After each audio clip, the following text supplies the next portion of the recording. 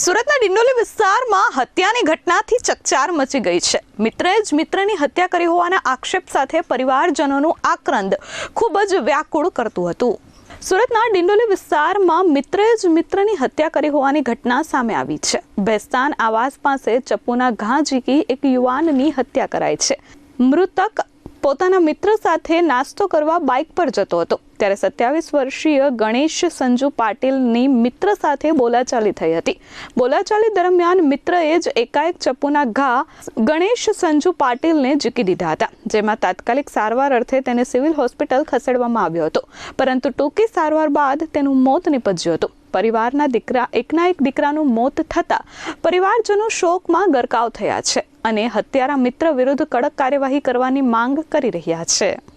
મારો ભાઈ હતો, મેં છું, મારો ભાઈ આવું થયેલું છે, મને ન્યાય જોઈતો છે।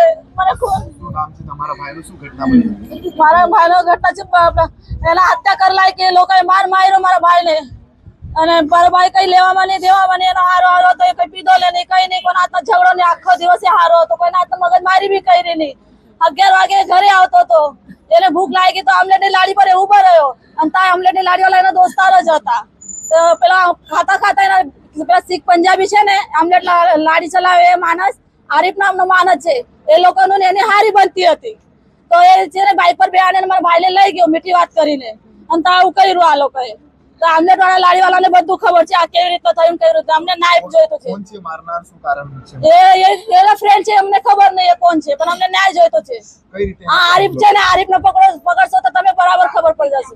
ચાકુથી માર્યું છે, એ શીકડા કે છે, એવું કે છે। મારી માંગ એક જ છે, ન્યાય જોઈએ છે અમને, ખૂનનો બદલો ખૂન, જેવી મારા ભાઈને હાલત કરી ને એવી હાલત એ લોકોને થવા જોઈએ। Bureau report S24 news, Surat.